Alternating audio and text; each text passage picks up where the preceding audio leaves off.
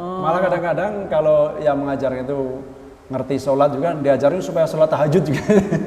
Oh gitu ya? Sholat tahajud juga. Salat tahajud. Ya, sebenarnya cinta nggak sama saya sih. Kalau selama ini dia mau jadi istri saya. Nah itu efek buruknya ya? Buruknya dari dampak orang yang menyihir. Gitu. Kalau dampak jadi korban ya jelas dirugikan banyak. Iya. Baik, assalamualaikum warahmatullahi wabarakatuh.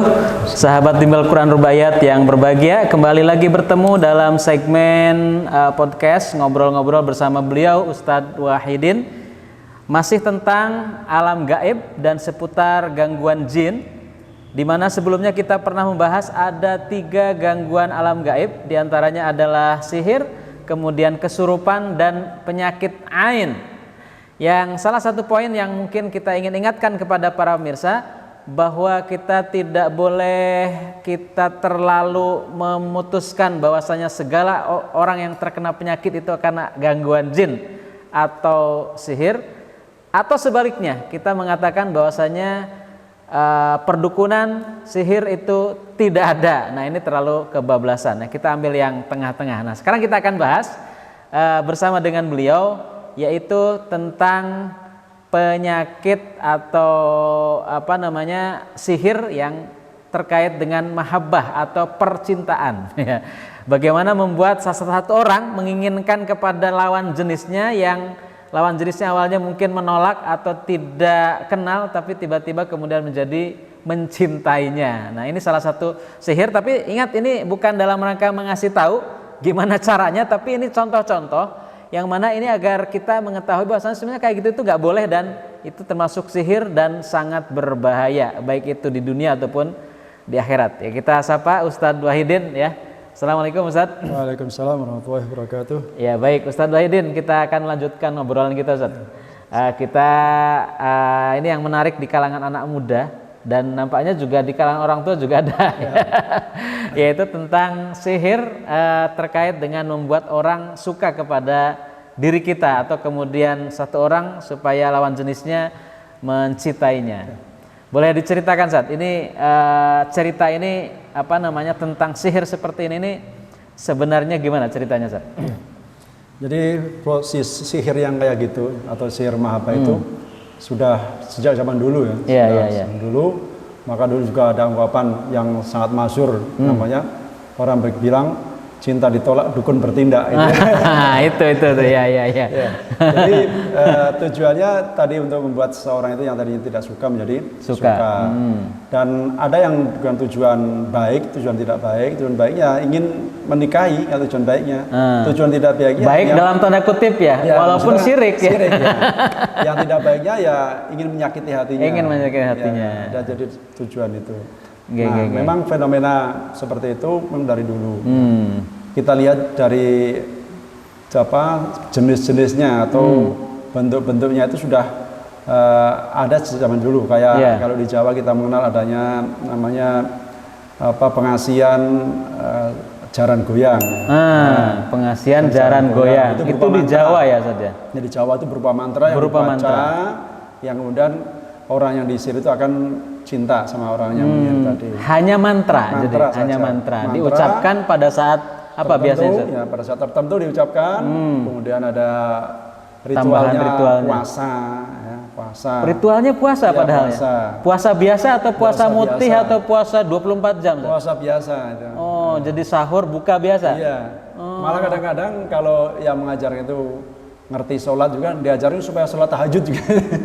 Oh gitu ya? Sholat tahajud juga. Sholat tahajud. Ya, coba. Tapi yang membuat kemudian tidak bolehnya sholat dan puasanya untuk tujuan tertentu. Ya, tujuan bukan karena Allah ya. Iya, dan yang paling berbahaya, yang paling berat itu adalah mereka yang melakukan sihir itu tidak menyadari itu sihir.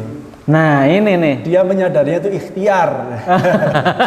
Ikhtiar dalam kebaikan. Karena dengan seperti itu. Nah, ini yang memang harus menjadi kok bisa orang itu memahami bahwasanya kayak gitu tuh ikhtiar itu? Gimana itu? Kan jelas itu adalah perbuatan yang syirik ya. Yang syirik, atau memang karena pengetahuan yang mungkin kurang ya? Iya, karena pengetahuan mereka tentang syirik itu nggak clear.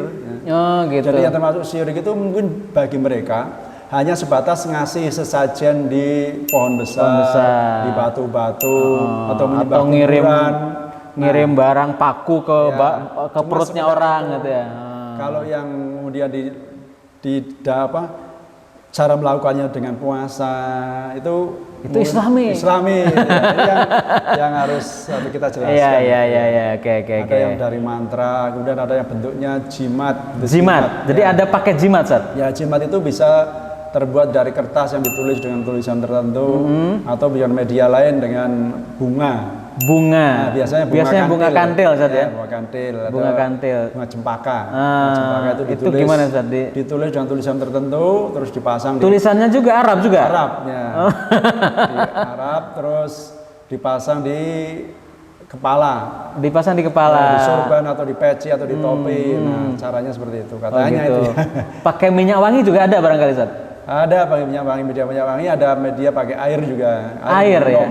Air minum. Ya, itu berarti diminumkan ke korbannya. Yang dituju itu. Oh, gitu. Jadi itu beberapa bentuk sihir seperti itu. Oh, gitu. Ya. Terus seperti itu tuh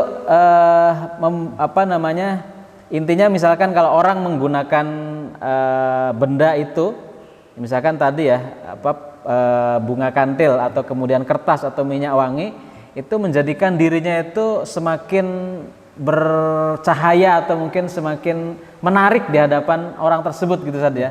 Ya, bisa jadi pertama karena orang itu merasa pede, karena udah percaya, menjadi semakin pede. Ya, udah percaya dengan yang mengajarkan tadi.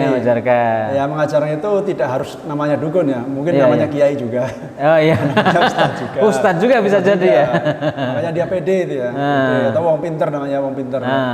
Nah, itu pertama dia pede. Yang kedua, memang ketika seseorang itu melakukan pelanggaran terhadap syariat Islam, maka dia sudah bersekutu dengan setan. Disitulah setan membantu keinginannya.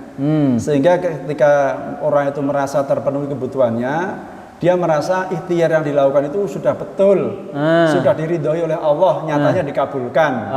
Gitu ya. Dan akan semakin menyesatkan orang tersebut. Sebagaimana Allah jelaskan perkataan jin dalam surat Al-Jin, ya, bahwa ada sebagian orang dari golongan manusia meminta tolong pada golongan jin, maka jin itu semakin menambahkan kerusakan. Ya. Ini yang jelas kalau semakin kita menyesatkan, minta tolong, semakin sesat. Nah, ini yang membahayakan, Sad ya. Di dunia juga. Nah, ini efeknya, Sad. Efek kalau di dunia lagi, Sad. Itu kalau orang, entah itu bagi si yang penyihirnya, atau yang terkena guna-guna peletnya itu, efeknya apa, Zat?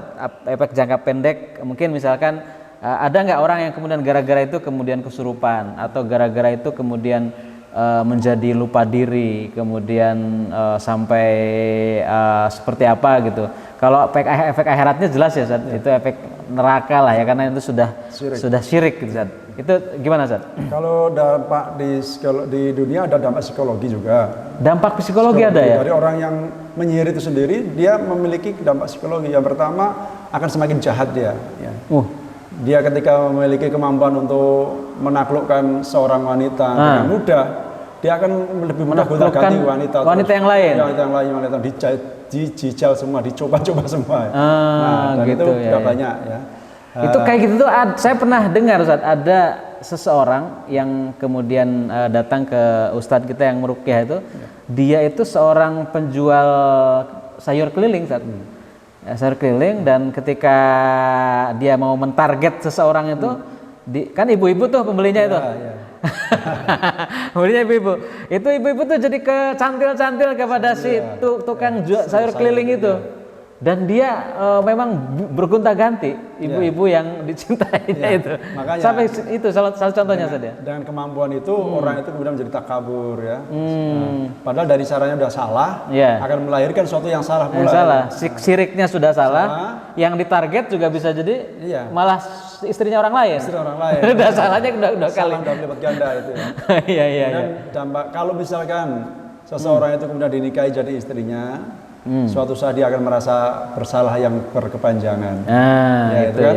Ketika dia ingin berterus terang kok malu, nggak terus terang kok saya merasa bersalah. Seseorang ini sebenarnya cinta nggak sama saya sih. Kalau selama ini dia mau jadi istri saya. Nah, itu efek buruknya ya. Dari dampak orang yang menyihir.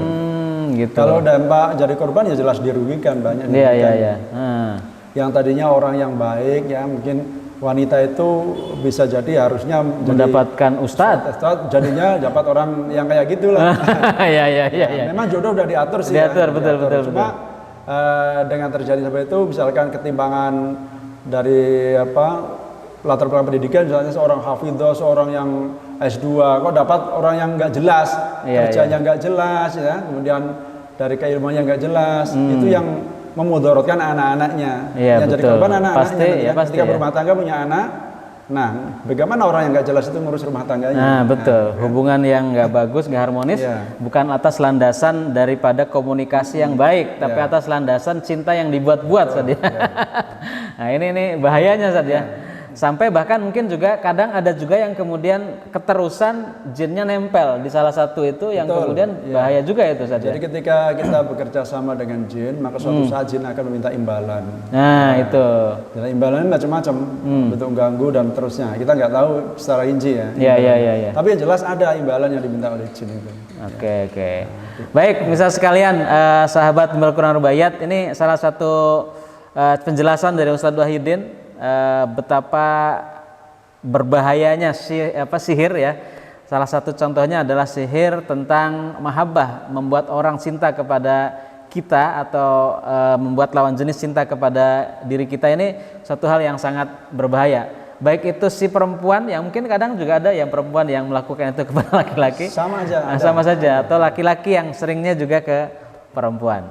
Jangan sampai dilakukan, dan itu rugi dunia, rugi akhirat, rugi masa depan, rugi jangka pendek, nah semuanya rugi semuanya gitu pokoknya. Baik, pemirsa sekalian, masih terus ikuti video-video berikutnya pada channel Bimbel Quran Rubaiyat. Wassalamualaikum warahmatullahi wabarakatuh.